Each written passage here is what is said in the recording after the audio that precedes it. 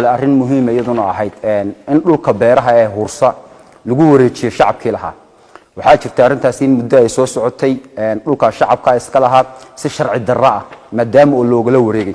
maalintii khamiisteeda ku beegneed 26 bisha 3 sanadka 2020 tirsiga reer Yurub ayaa golaha fulinta dowladda Soomaalida waxa ay meel mariyeen qodobo ay kamid ahaayeen in beeraha Hurso lagu wareejiyo shacabkii iska lahaa beerahaasi oo muddo 40 sano ka badan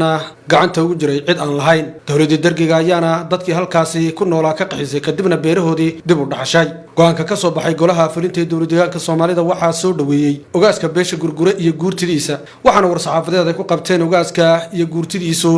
qasriga oo ku leeyahay magaalada Diradaba ay kaga warameen sida arintaasi ay u soo dhaweynayaan ugu horeyna ogaasa Siyaad Daawud oo ogaaska beesha gurgure ayaa waxa uu mahadnaqay xukuumadda dowladda deegaanka Soomaalida ee hormuudka u yahay madaxweyne Mustafa Maxamed Umar bismillaahir rahmaanir rahiim anigoo ah ogaas Siyaad Daawud Umar ogaaska beesha gurgure oo ku hadlaya maadartay magaca beesha waxaan maanta maadartay aan isku nimaadnay aniga guurtidaydu inaan go'aankii shalay ka soo baxay golaha deegaanka ee fulinta ee ku saabsanaa arrimaha beeraha Hurso go'aankaas ay maadartay muddo badan bulshadu ay naawulayeen go'aankaas oo maadartay mid naga farxiyay iyaan maadartay maanta aniga wadayaasha ama guurtida ila shaqaysa inaan maadartay aan bogaadino oo qarab istaagno ayaan maanta maadartay baaq xagaas inaan gurguraha meel kastuu joogana go'aankaas oo garab istaago dal iyo dibad aan annagana guurti ahaan annagoo shacabka afkiisa ku hadlayno waxaan ku dhahay aan ugu faraxsanahay aan xukuumadda maadartay hadda talada haysa ee isbedelkan cusub ee maadartay dalka ka hirgalay ee maadartay deegaanka iyo federaalkaba annagoo waxaan ku dhahay isbedelkaas ku faraxsan isbedelkan oo qayb ka noqday in maadartay bulshadii Hurso maanta go'aankii muddo badan 43 sano ka badan aan sugaynay oo deegaanku noo gaamiyay aad baan ugu faraxsanahay waan garab istaaganahay gurgurahana waxaan ugu baaqayaa dal iyo dibadda meel kasta joogaan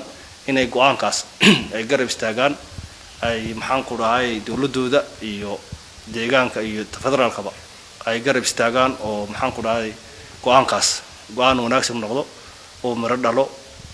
oqaashi halkaasi ka hadashay ayaa waxay ku dheeraadeen sida ay arintan muhiim ugu tahay shacabka degan magaalada Hurso iyo gaarkeeda ee hore looga dhaxlay beerahaasi waxayna odiyuhu carabka ku adkeeyeen in ay aad u bogaadinayaan go'aanka golaha fulinta ee dowladda deegaanka Soomaalida oo muddo dheer sugaynay waxaad moodaa habeen hore markii arinkaas idaacaduhu ka hadleen ama idaacadda STV-du ka hadashay kaanama inuu dhargiga maanta naga kacay waxa weeyaan dowladda deegaanka iyo madaxweynaha iyo kaabineetka guddiga fulinta iyo dhammaan shacbiga Soomaaliyeed waan u mahadcelinaynaa ilaahay baa mahad iska leh kadibna idinkana waan idin mahadcelinaynaa yani go'aankaas la yaab kale mucjisada leh ee qaadateen baan idinku mahadcelinaynaa waa go'aan taariikhi ah weeyaan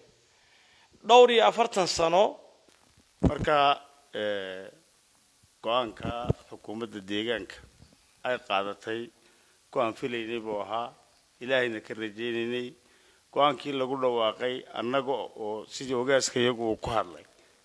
isgarab taagayna xukuumadda waxaan leenahay jiro joog xukuumadda deegaanka iyo federaalkaba waayo isbedelkani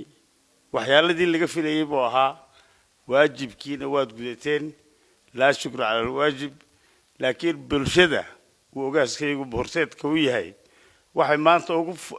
ugu farxad badan tahay maqalka ay ka maqashay TV-ga in beerihii ay hayso kale 40 sano boogtii jirtay inaad daydeen baan anagu halkaa ka cadeynayna gurtida ayaa sidoo kale waxay hoosta ka xariiqeen in go'aanka loo baahan yahay si degdeg ah ay xukuumadda dowladda deegaanka Soomaalida ay u hirgeliso waxa ayna sheegeen in mar walba ay taageersan yihiin xukuumadda iyo hanaanka isbedel ee dalkan ka hana qaaday dal jooga iyo ku dibad joogaba waxaan u mahadnaqaynaa ururka maanta aasaaska uu yahay horseedka uu yahay Dr. Abiy Ahmed ee loogu magac daray ururka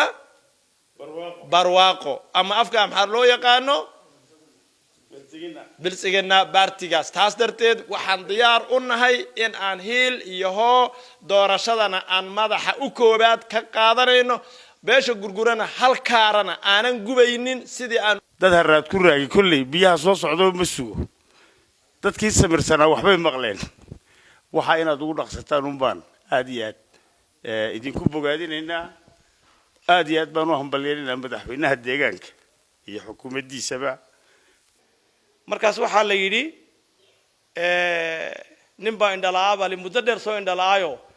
waagu markuu bari bariyo ayaa indhaha lagu bixinayaa baa lagu yidhi caawa maxaan ku sugaa buu baa la yidhi